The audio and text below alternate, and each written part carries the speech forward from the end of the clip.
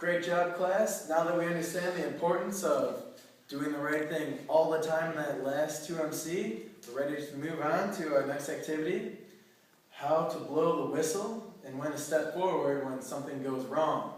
So first, I want everyone in the class to take a minute, 30 seconds, talk with the person next to you, your partner, about why you think it is important to step forward and blow the whistle. Okay, I think when really one person breaks the rules really to benefit themselves, this can a lot of times have really negative and bad effects on others.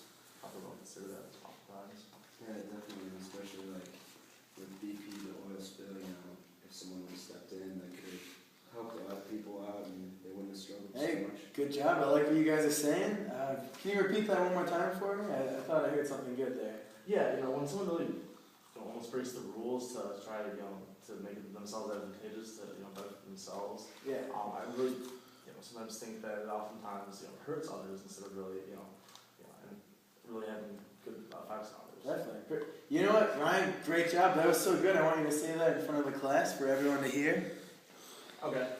Well, when one person, Good. Everyone, can you listen up for a second? Ryan said something great here. I want him to say it in front of everyone. Yeah, when one person breaks the rules really to benefit themselves, I feel that sometimes it can have really negative effects on others. Perfect. Great job, Ryan. I wanted to kind of expand on that. I heard him and Grant talking, and he kind of Grant gave an example about an example of where someone failed to blow the whistle and it had an extremely negative effect on others, like Ryan was saying. But the BP oil spill, talk about that extreme situation. It was kind of like a breach in the safety regulations, and this ended up affecting thousands of people and even the lives of the workers on that situation, which was just traumatic and a horrific situation that had an extremely negative effect on the environment. But that's just one extreme situation where blowing the whistle was very important. But kind of going off this more even to build off of that, your values is such a key thing, and we've identified our values back in the values activity, and now we kind of want to stick to them. Like imagine working for a company where your boss is an unethical person, changing sales figures around, and they don't follow the same values that you have. You're not in a good situation there. That's a recipe for disaster. And also, if you work for a company like that, look at something like Enron, where your boss or the people around you are unethical, they kind of rub off on you, and that can have an extremely negative effect on your own reputation. That kind of reminds me, back in week 1, what was the 2MC stop sign quote about your reputation? Warren Buffett said it. Come on, we need some participation here. I'm offering candy. Anyone who knows the Warren Buffett quote about your reputation?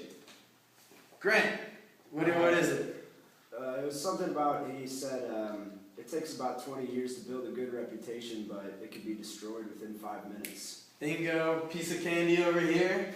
Great job, Grant. Good participation for the day. I like that. I want more of that out of you. Come on, class. But kind of more to say. Like I said, stick to your values. Your reputation can be destroyed by one small act of just not stepping forward and being a leader and being responsible. So that is just another reason why it's important to blow the whistle. Ryan, good job again, but stick to your values, be true to that. So now, let's go over these 6 steps.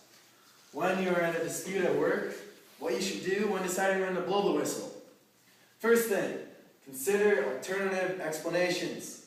This is important because you may not be right, you may have misheard something, you may be wrong, so don't make assumptions, don't call people out for no reason. So moving on to the second point, ask questions and do not make charges. If you forget all 6 of these rules, if there's one thing to remember, this is just a great life skill to have. Does anyone know why this is important? Why should you ask questions and not make charges? Yeah. Ryan? Well, I think there's a couple of reasons. Really, people can get turned off by it, and you may also even be wrong yourself. Perfect. Spot on right again. Good job answering my question. Yeah, building off of that, it could turn people off completely if you just call them out. It's a great people skill to have. And like if you say something like, Have I misunderstood the situation versus just kind of saying like, you did this, like I'm going at you. It's just a great people skill to have. Just kind of phrasing things in question manners versus demands is a great skill to have. So if there's anything to remember, this is key. Moving on to step 3, documentation is important. You want to use factual evidence when deciding to blow the whistle. And you don't want to do the he said this, she said that game, because that's dangerous and just messy territory. You want to be factual and professional, which leads us to the next point. Be professional, not personal. If you bring your personal matters into a situation that, once again, that's dangerous, and you don't want to make the situation about you, but you want to stay professional about what you're saying. Finally, moving on to number 5, assess your goals. When deciding to blow the whistle, you want to have goals in the situation, and how you want to know, how will you know when you achieved your goal? What do you really want to get out of the situation? You don't want to just be doing this for no reason, but you want to have goals the whole time going through the situation.